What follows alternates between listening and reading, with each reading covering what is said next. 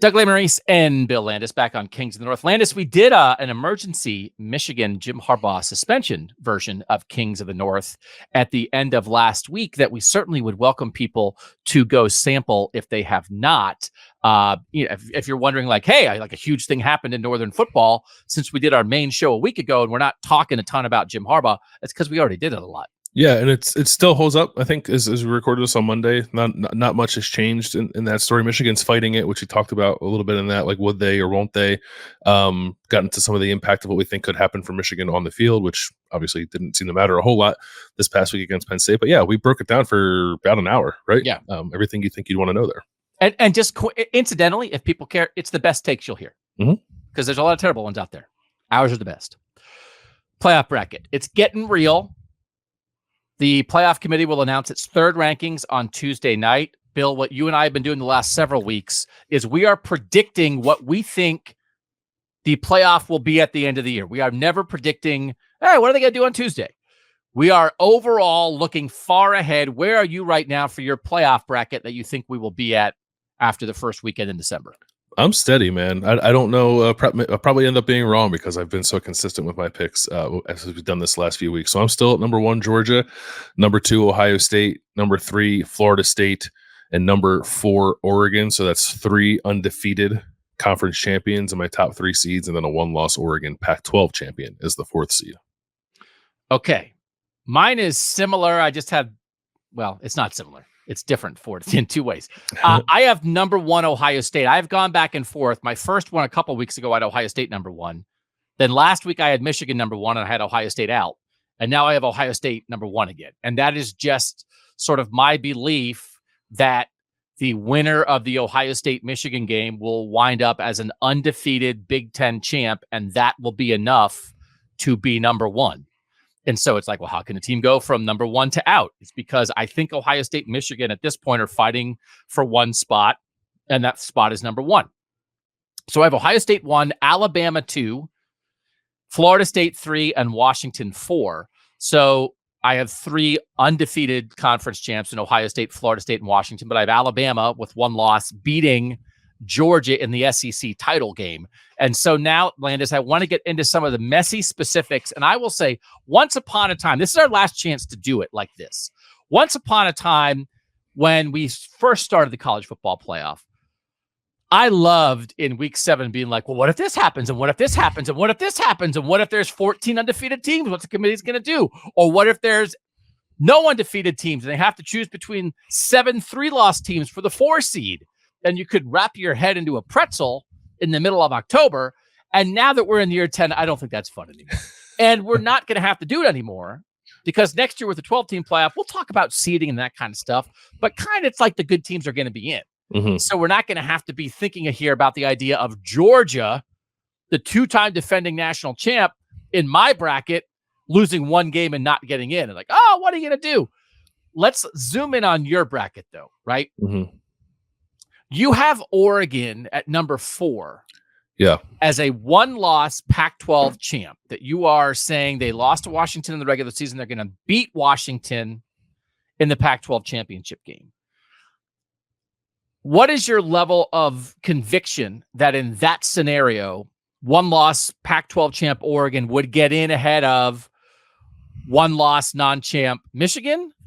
I guess the fact that Bama would have 2 losses, that takes care of them. But what about if Texas is a 1-loss Big 12 champ? Like in your scenario, are you thinking Texas is that? Or do you have Oregon here at 4 because you think Texas loses, Bama's out with 2 losses, and you just think Oregon then gets in ahead of Michigan? Yeah, I was not really factoring in Texas. I kind of think Texas might drop one here before the season ends, so that we out of that equation. I don't think a 1-loss non-champ is threatening to a 1-loss Pac-12 champion. Certainly not any 2-loss SEC team like in Alabama would be. My only holdup with having Oregon where I have them is because like you did an interesting thing with your bracket. You put Alabama 2 despite having 1 loss. Like would Oregon as a 1-loss Pac-12 champ with arguably a better resume than Florida State despite having 1 loss, would they be ranked ahead of Ohio, of Florida State? That was the question I had in my mind. Should they be 3 or 4? Not should they be 4 or out? Okay. What is your level of conviction that Oregon will beat Washington in the Pac-12 title game? And that's not locked in quite yet, but it certainly is more likely than not to be the Pac-12 title game. Yeah, it's pretty strong right now. They lost a field goal game on the road to Washington where I thought Oregon probably played better for the majority of that game. And since that game, I think the programs have gone in two pretty distinct different directions, with Oregon playing really well and Washington looking a little human. The thing with Oregon is like they've played that game and they've played Utah and have not had tremendous tests otherwise, which is a valid point, I think, for anyone who's sort of like questioning exactly how good Oregon is still. That's fair. I just look at a team that looks like pretty complete on both sides of the ball, and I don't view Washington the same way. And I think if they rematched on a neutral field, I feel pretty strong about Oregon winning that game. All right, let's talk about Ohio State versus Michigan in this scenario. We both have Ohio State now beating Michigan. Where are you on the percent chance in your mind that Ohio State goes up to Ann Arbor and wins? It's still close to 50-50. I think I was probably 51-49 last week before we saw Michigan play Penn State. I'm probably a little stronger on Ohio State. Maybe it's like 55-45. I think it's Ohio State's ability to throw the ball. I think that is the X factor for me. Now, we don't know that they could have 40-mile-an-hour winds and snow for all we know at this point. But if I'm to believe that game will be played in good enough conditions for Ohio State to throw the ball, then I think that is the separating factor there. And seeing Michigan kind of like not be able to throw the ball. Now, they made a decision to not throw the ball, I think, against Penn State at a certain point. But for JJ to only throw 8 passes in that game, I think largely because they were worried about the effectiveness that they kept dropping back and trying to throw against Penn State, that was enough for me to think like, I think maybe that's where Ohio State can win that game, provided the elements are good enough for them to do so. All right, let's talk about my bracket then, because I think mine is even more complicated than yours. And one of the complicating factors, the complicating factor, is Alabama beating Georgia in the SEC title game. I would say I think I'm stronger on Alabama beating Georgia than I am on Ohio State beating Michigan. So if I agree with you, I'm probably Ohio State, Michigan, same as you, has gone back and forth around 50-50 to me much of the year. Right now, it's currently like 52-48. I think I'm about 65-35 Bama over Georgia right now, because I think Jalen Milroe at his best at quarterback for Alabama is kind of like a next level of playmaker than anything Georgia has other than Brock Bowers. Now, Brock Bowers has been out, but he is coming back as the best tight end in the country. So I understand that's going to make a difference, but the Bama defense has been really good. But in my scenario, this is like what my playoff bracket is. So it's Ohio State 13-0, Bama 12-1, Florida State 13-0, Washington 13-0. And then that means Texas at 12-1. If they win out, would have a win over Bama, the same record, and not get in, which is like kind of against how I believe you should vote things. Hold that thought. Michigan would be 11-1 and Georgia would be 12-1. So like both, one loss Texas, one loss Georgia, one loss Bama is a very complicated scenario here. And Texas, since losing to Oklahoma, has a Kansas State win in overtime, a win by 3 over TCU, and a win by 7 over Houston, where they had to stop Houston on 4th and 1 at the 10-yard line in the final minute to preserve that win. So Texas has been trying to lose. They have Iowa State and Texas Tech left, and then the Big 12 title game against either Oklahoma State, Oklahoma, or Kansas State.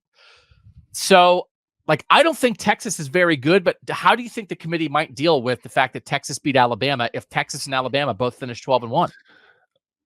Yeah, I don't know. I don't know that I want to be like, if that scenario plays out, are you scared? Like, if you're Washington, so I'm scared if you're Oregon. Like, that's where I think a complicated. If Washington's undefeated, like, they're not going to leave out an undefeated Power 5 conference champ. They're not. But if Oregon with one, like if they play a close game against Washington, now those two teams split. They have the same record. They split their 2 games. They're both close. I think you could wind up with the Pac-12 in a TCU Baylor situation from 2014 where you just leave out both and you put in Texas. Yes, I agree with that. I think that, that's probably the likely scenario. But I do think Texas is going to lose, as you said earlier. Yeah. So do I. So I know I'm not like too hung up on it, but I didn't when I first saw your group of 4 here, I didn't quite do all the math there and think, well, what if Texas only has one loss and wins the Big 12? This is like a 180 for you on Alabama. Oh, 100%. Yeah. Because I thought, well, they benched Jalen Milroe. And I was like, well, you can't rely on that guy because that guy's a turnover machine. And now Jalen Milroe is like makes 6 big time throws a game, is an absolute pain to defend, both as a passer and a runner. They play great defense and they're mad. And so I just think like if we're kind of getting down to like Jalen Milroe versus Carson Beck in an SEC title game, I don't think Georgia's special this year. So I think like the whole conversation the whole year has been like, I think this is, Michigan is better. This is the best version of Michigan in the last 3 years. I think this is the worst version of Georgia in the last 3 years. But do you think, what if Georgia in my scenario loses a close game to Alabama in the SEC title game? Would they get squeezed in ahead of somebody here? Now, again, we're talking about undefeated conference champs for the other 3 spots, but it's 2-time defending national champ Georgia that lost 1 game. I don't think you can put them in over undefeated conference champ. I mean, the resume would still be pretty good, but no, I don't. I just can't see that happening. Why do you? So like, is it just because Washington's had enough games like in the middle of its schedule where it's like messed around a little bit that it would stay at 4 and not move up to 3 ahead of Florida State? Yeah, I mean that's probably a coin toss. And the fact, Washington's win over Oregon in my scenario in the Pac-12 title game would be a better win than Florida State over Louisville in the ACC title game. So Washington could get to number 3, but Florida State's messed around a little bit too. But I feel like Washington was like actually closer to losing than Florida State has been. So I think it's very close. Yeah. And you might be right that Washington get past them. Yeah. In this scennario, you have a kind of a classic Rose Bowl there, right? Ohio State, Washington. And then just an absolute powder keg in New Orleans with Alabama and Florida State fans. Yeah. See, we're just trying to make it fun. So again, like, will you miss this? So like all the things that we're worried about right now, like what if there's 5 one-loss teams fighting over the number 4 spot? It's not going to happen because stuff always works itself out to some degree. It could be somewhat complicated. It's not going to be the most complicated scenario that you could come up with right now. But will you miss this? Or will it just be like, okay, guess what? Like all the good teams are getting in and we'll fight over who's going to be 10 and 11. I don't think I'll miss it because while I find it interesting and I like talking about it, I don't like the volume. Like people get really worked up about it, like screaming at each other about this stuff when it's only 4 and you got to figure out how to shoehorn teams in. So if it can soften the discourse a little bit by moving to 12, I think I'd rather have that. And I will say, like, I used to like it. I actually think this was like a nice little 10-year window, and I'm sick of it now. So let's get to 12. Yeah. Like, I think we all, I certainly, I feel like my opinion changed maybe in a way that a lot of college football people's opinion changed of like 4 was so much better than 2. It's like 4, 4, 4. You don't need more than 4. Oh, why would you let some bad teams get in 4, 4, 4? Then it was like, this isn't quite as fun. And so, but I don't think we could have gone from 2 to 12. I think we had to be at 4 for a little while. And so I think it worked out. I think it's about the right amount of time. And I think by next year, we won't miss this. But we'll be sitting here talking about, oh, man, the seeding. Okay, what's the difference for Alabama and Georgia if they're the 2 seed versus the 7 seed? What's the difference for Ohio State and Michigan if they're the 1 seed versus the 5 seed, right? Like, when we talk about that kind of stuff, and, oh, man, you don't want to play. It's looking like the 11 seed is going to be, I don't know, like, whatever. Or if Oregon loses to Washington as the 10 seed, but they could be a 10 seed that could win it all. You don't want to play them in like that kind of stuff. I think that'll be, but it'll be like everybody's in. Everybody that's good is in, but the seeding will matter. We'll be excited about potential matchups. We'll be putting up a bracket with 12 teams in it and being like, oh, cool. I really like your 6-11 game in the first round. Why do you think it's going to be that way? Without having to decide like if Georgia is not going to make the playoff if they lose once. Yeah, and then on this show, we can make a meal out of Alabama having to come north to play a playoff game on a true road game. Yeah. Can't wait for that.